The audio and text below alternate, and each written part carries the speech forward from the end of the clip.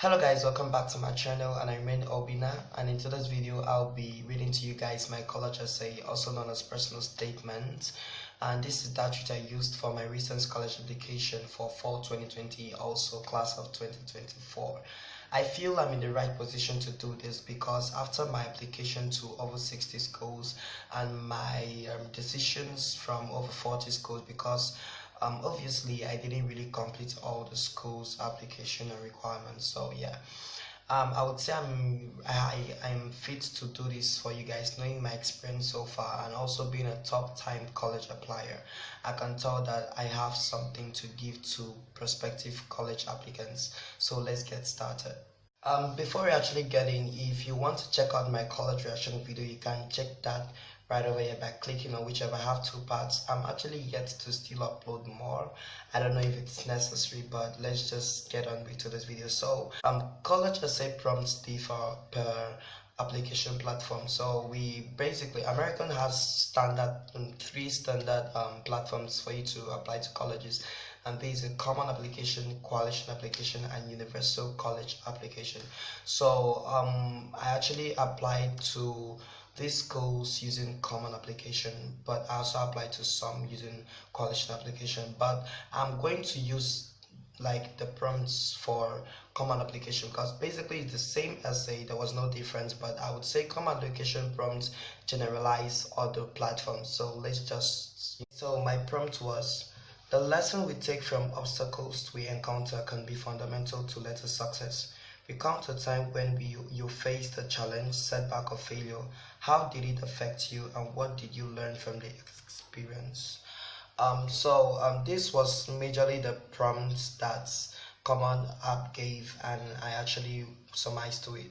What I want to say is that I didn't just use Common Application as a platform to apply to these colleges. I as well used coalition application and probably specific college application, but I want to go with this prompt because it generalizes every other prompt, and besides it's still the same essay. So let's in 2001, a purposive being was inducted to a new world. Coming with his election, he was consecrated for a mission, an undefined calling, although he was left alone to find his purpose. Leaving him inept, with no resources, he told, "This is me." Growing up, I never knew what being purposeful is or what goals were. I lived a life of unknowing ignorance, but I had one thing: ambition. Unlike some kids, I was very certain of my dream. When asked what I want to be in future, I never displayed indecisiveness. I hit it right there: lawyer.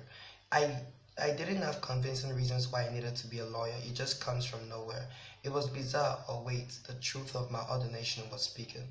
At 11, I digested the mission of my calling. I realized potentials towards fulfilling my vision, but there were challenges. Every morning I wake up, I see two personalities walk into my room. The bright one would often encourage me to never yield to the flaws and limitations, but to always apply strength, focus, and devotion towards fulfilling my purpose of creation. The dark one never bothered me. He would always remind me of setbacks, stumbling blocks, and misfortunes that stood on my way to success, all to dishearten me. I was offered two alternatives: to either go beyond my limits, growing, sedulously pay the price, and at last fully accomplish the purpose, or to give up, remain relaxed, mediocre, and eventually stop my journey halfway and unfulfilled. The options have been given. I am left to choose. I am caused to suffer the confinement of thinking, rethinking, thoughtfulness. I've always aspired to be a part of progression optimism, to serve mankind in my own way, insights, and possessions. I'm appalled by the seat in the world of chosen to embrace, the percept and culture that only believes in the development of the already developed. Please don't misconceive my point. Consistent growth is key. But what about the underdeveloped? What about the minorities, the poor? What's the world taking their needs, success, passion, aspirations, and concerns? These are elect yet undiscovered. They have the skills, technical know-how, and potentials inbuilt, but they are devoid of the resources, investments, courage, and support that will support their talents, promises, and importance. I desire to offer my part of help, to be a legal practitioner and philanthropist that would sacrifice my rest to act, advocate, defend, and fight for the rights, courage, voice, recognition, respect, and comfort of the poor and minorities. giving them the sense of the true selves and restoring back their happiness, satisfaction, and equality they lost since the beginning. Also, I have strong will passion to communicate with the world through the power of letters and words, to bring positivity to humanity with written acts and pieces, my own way of reaching out to the globe with writing as a transmitter. These are obligations, not just dreams, but duties I believe I'm chosen for. In pursuing my goals, fortunately, I'm tested by financial incapability which also suffers from the same system. I envision playing my role in the drama of changing the world, but how can I? Undeterred by my lack of funding and me being bound to a country where almost all impactful opportunities doesn't accept Nigerians, I can never belittle my inward man to mere boundaries. I rather break free and prove the effect of muse and passion. Eventually, I operated from a place of personal wholeness without how the world should address me, getting the globe to take me serious. In tackling problems, I slow down, reflect, and enjoy my journey more. Money, citizenship, and its siblings can never be obstacles between me and my calling. I finally took a decision, the first option. Life has a customized methodology of molding a man, making me to see significant things in different lights and perspectives, testing my resilience, strength, commitment, and faith to reaching the goals and purpose of my calling. More often than not, I rise and embrace the challenges, bearing the risks and adversities involved, but occasionally I find myself with battle wounds of mind, punctures of hearts, doubting thoughts, and disbelieving minds for stepping into unseen stones and potholes that I'm unprepared for. At Britain, I've tried to live like the regular kids, the life of happiness, ease, fun, and utilization, notwithstanding my lack of child's wants like toys, a lot of clothes, chocolates, and the get what you want syndrome. But this ended when my little soul got exposed to the true reality of what life interprets. The first situation occurred back in 2013, when the first man who inspired me to never give in to my fears and disbelief met his end, my dad. If for anything I should remember him, it's for his unrelentlessness, honesty, God's love, dignity, integrity, hard work, and dutiful persona. Despite the struggles, he would repress the pains, pretending like all is well, just to not let such conditions affect me. But deep down his heart were worries and issues of life that stood us on same circumstances to test his might and dedication to his roles to play. A part of my soul has been aborted. I've lost an invaluable treasure. Many questions arose but directed to one: how will life be without a father? With the emotional agony and conflict that existed within my heart, it was time to take a no going back decision that would either progress me even strong enough or would degrade me if I gave a chance for weakness. 'Twas time I began the course of my journey of life. I couldn't live in that atmosphere of grief and death. I had to let go continuous tears and depression in search of finding my true self.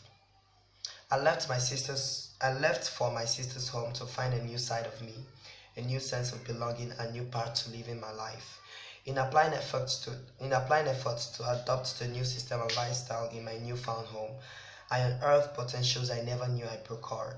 Also discovered hollows that needed to be filled. As my father would say, it's not more of what you have, it's more of what you don't have and how you get them. I never slumber hinging on my profound possessions. Rather, I went looking for ethical elements to cram my empty apertures, because I know that at some point in life they will be paramount. Some of which were immaturity, reluctance, inferiority, fear, and most importantly, I discovered my eruditions with mere knowledge. I wasn't catching up with my new school. I also lacked good fashion sense. With my tenacity, effort, and vision, getting them right wasn't a problem. I was so ready to be perfect and getting myself right on track. I intertwined my immaturity to being fully fledged and responsible, reluctance to eagerness, inferiority to esteem and expressiveness, fear to courage, and about my fashion sense, people now ask me to check them out. So yeah. As for knowledge, I grew passion for reading books, studying more, self-teaching, researching. I developed massive curiosity to literally everything that invited me. I found a newer version of Obinna. In pushing through limits and obstacles, I grow stronger, wiser, fearless, built, and proceeding. Running the race is dispiriting and daunting, but when noted that nothing stops the man ordained, I ease and maneuver obstacles to getting to the top. Today, I am who I am. I am pregnant with a burden, a newfound need, not just desire. Thriving is conceived in me. I must succeed so at the end I'll be more of dignity rather than contemplation. I can't wait to see how well my journey will end. Okay, these were certainly my college essays. They are very personal to me. If you read, I actually unveiled a lot about my family circumstance and loss. But I am not doing this because to make it pitiful, but I'm writing because this is what has really affected me. Besides, it's about setbacks and failures, and these are setbacks and limits that stood as like a bridges onto my way of my path to success. And in my own efforts to maneuver these things, I really was able to get through all the defects that this situations has caused me and my family. So coming to the stage I am right now, I feel I have really accomplished a lot looking at my background. And coming to write this essay, I mean, when I read the prompt, I was like, okay, fine, this is what I'm gonna write. I didn't even think twice about it because I knew it was really directed, it was directional to my background and my my foundational experience so far. So yes, I actually do have a lot of tips for you guys, which I will be doing in another video.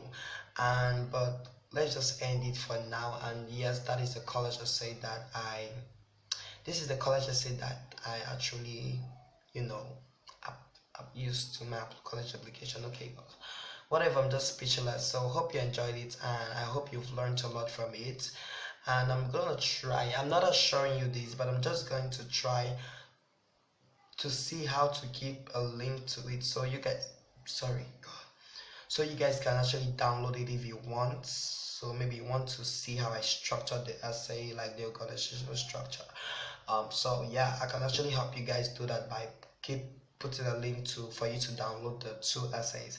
I'm not assuring you, I'm gonna see if I'll be able to do that. If I'm able to do it, then I will do it, but if I'm not able to, I'm not gonna do it. So you guys can actually download it or probably watch this video and pause it to see my essays, punctuations and everything, and see how I crafted and organized the structure and the story, and how it came bit by bit, and how I introduced every every story I'm trying to tell. So thanks a lot for watching this video. Hope you enjoyed it. And to see more, when I mean more, I'm talking about more of my specific college essays. Like I applied to over 60 schools, including all 8 Ivy Leagues, Duke, and a whole bunch of schools.